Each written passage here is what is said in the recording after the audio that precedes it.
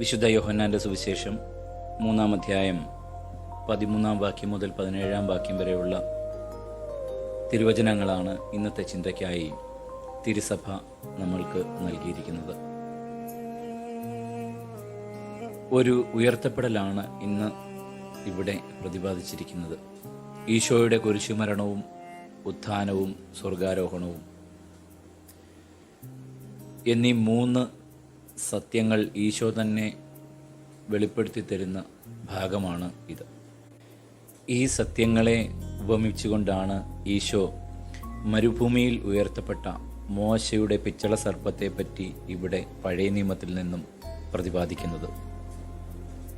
ആദി മാതാപിതാക്കളെ പാപത്തിലേക്ക് നയിച്ച സർപ്പമായി വന്ന സാത്താൻ മനുഷ്യകുലത്തിന് ഏൽപ്പിച്ച പാപമെന്ന മുറിവുകളെ മുഴുവൻ ഈശോ ഏറ്റെടുത്തുകൊണ്ട് കുരിശിൽ ഉയർത്തപ്പെടേണ്ടിയിരിക്കുന്നു.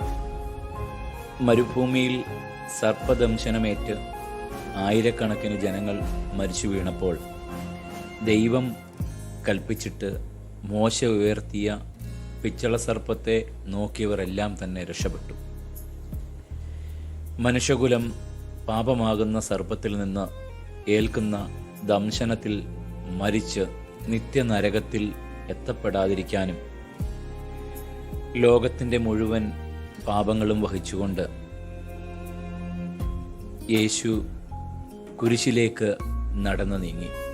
അവൻ കുരിശിൽ ഉയർത്തപ്പെട്ടു. ഈ ഉയർത്തപ്പെട്ട കുരിശിലേക്ക് വിശ്വാസത്തോടെ നോക്കുന്നവർ രക്ഷപ്രാപിക്കും. അടുത്തതായിട്ട് ഈശോവിടെ പറയുന്ന ഭാഗം തൻ്റെ ഉത്ഥാനത്തെക്കുറിച്ചുള്ള ഒരു ഉയർത്തപ്പെടലായിരുന്നു.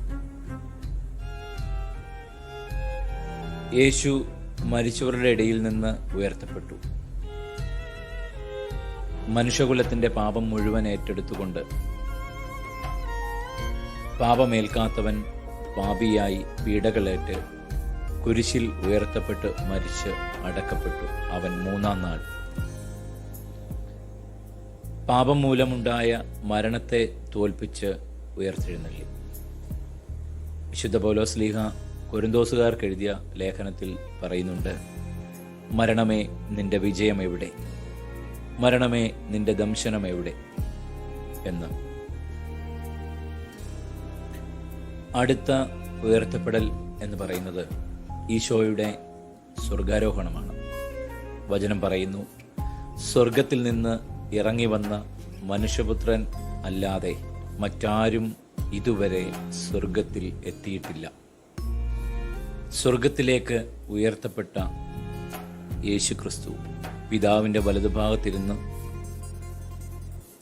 ലോകം മുഴുവനും വേണ്ടി പിതാവായ ദൈവത്തോട് കരുണയ്ക്ക് വേണ്ടി, ലോകം മുഴുവൻ്റെയും മേൽ കരുണയുണ്ടാകുവാൻ വേണ്ടി പക്ഷാപാതം ചെയ്തുകൊണ്ടിരിക്കുന്നുവെന്നാണ് വചനം നമ്മളോട് പറയുന്നത്.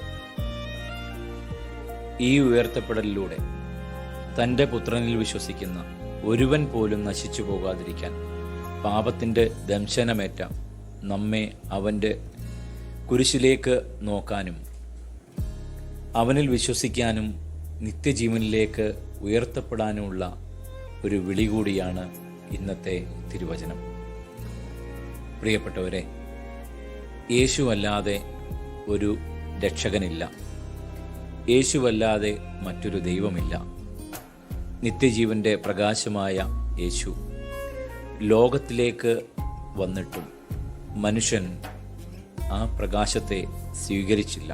കാരണം പാപത്തിൻ്റെ ദംശനമേറ്റ് അന്ധകാരത്തെ അധികമായി മനുഷ്യകുലം സ്നേഹിച്ചു. ഇന്ന് തിരുസഭ വിശുദ്ധ കുരിശിൻ്റെ പുകഴ്ചയുടെ തിരുനാൾ ആഘോഷിക്കുകയാണ്.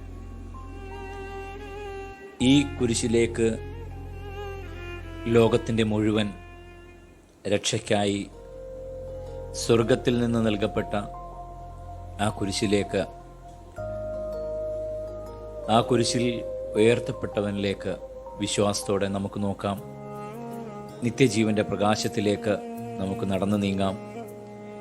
എല്ലാവർക്കും വിശുദ്ധ കുരിശിൻ്റെ പുകഴ്ചയുടെ തിരുനാളിൻ്റെ മംഗളങ്ങളും പ്രാർത്ഥനകളും നേരുന്നു. ഈശോ അനുഗ്രഹിക്കട്ടെ.